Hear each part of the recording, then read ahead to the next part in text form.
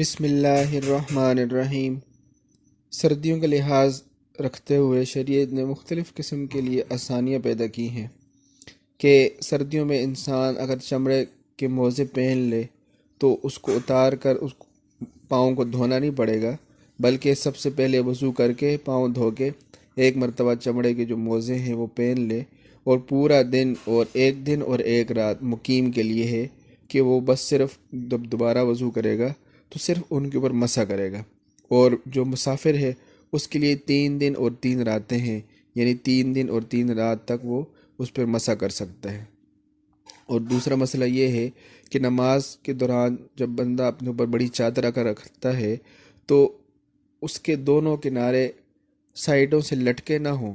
یعنی ایک کنارہ بھی لٹک رہا ہو ایک جانب سے اور دوسرے جانب سے لٹک رہا ہو، یا کوئی رومال رکھا ہو سر پہ یا کندھے پہ رومال رکھا ہو تو اس کے دونوں کنارے نہ لٹک رہے ہوں۔ اگر دونوں کنارے لٹک رہے ہوں گے تو اس سے نماز مکروہ ہو جاتی ہے۔ ترمذی شریف کی روایت ہے، نہا رسول اللہ صلی اللہ علیہ وسلم عن السدل فی الصلاۃ، نبی کریم صلی اللہ علیہ وسلم نے نماز میں سدل اختیار کرنے سے منع فرمایا ہے۔ اور اسی طرح سردی میں اعضاء جو ہے نا خشک ہوتے ہیں، تو ہمیں یہ چاہیے کہ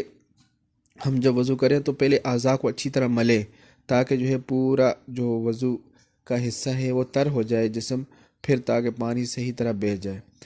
اور حضور صلی اللہ علیہ وسلم نے فرمایا، مسلم شریف کی روایت ہے، وَيْلٌ لِّلْأَعْقَابِ مِنَ النَّارِ أَسْبِغُوا الْوُضُوءَ، یعنی وضو میں خشک رہ جانے والی ایڑیوں کے لیے جہنم کے ذریعے ہلاکت ہے، تم لوگ وضو کو مکمل کیا کرو۔ تو اس لیے کوئی حصہ اگر خشک رہ گیا تو اس سے جو ہے وضو نہیں ہوتا۔ اور اسی طرح منہ ڈھانک کر بعض لوگ جو ہے نماز پڑھتے ہیں،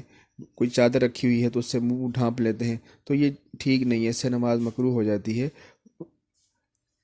ابن ماجہ کی روایت ہے، رسول اللہ صلی اللہ علیہ وسلم نے فرمایا، نہا رسول اللہ صلی اللہ علیہ وسلم